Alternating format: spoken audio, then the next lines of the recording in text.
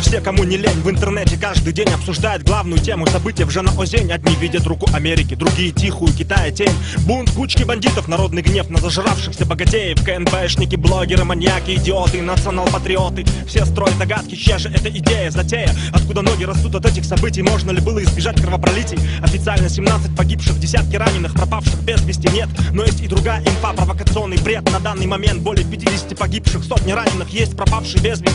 Официально все хорошо и спокойно в Мангостауской области. Но провокаторы пишут, начинается партизанская война. Расстрелы, пытки, зачистки, выбивание показаний, грабежи прохожих. Народ загнали в стойло, устроили беспредел, живодерню, скотобойню. Пришел новый 37-й год, и не знаешь, кому вечером подъедет воронок. И не знаешь, кому верить, кристально чистой власти или лукавому интернету. Но комета собственного расследования запущена, поиск ответов начат. И если слово «казак» для меня еще что-то значит, сердце неравнодушное плачет. Я не побоюсь посмотреть в глаза палачам, рубящих родной лес, горячая, не видящих, как кровавые щепки летят. И переполненная чаша моего мнения постепенно перевешивает на сторону народного волнения.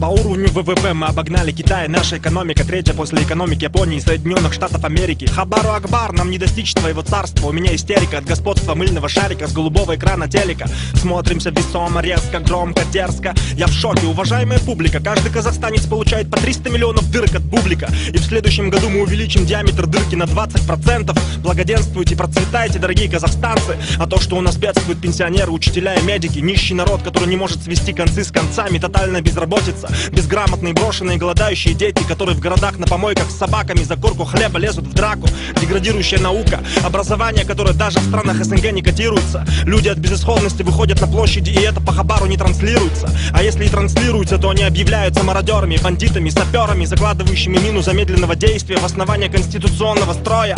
Тогда кто я? Провокатор или пробудитель? Мятежник или глаз народа? Политикан-популист или артист? Шайтан или акын? Ангел или шпион? Кем бы я ни оказался, я от зова сердечного не отказался. Молчать просто не могу и не буду, если только это не минута молчания по погибшим жанаозеньской трагедии.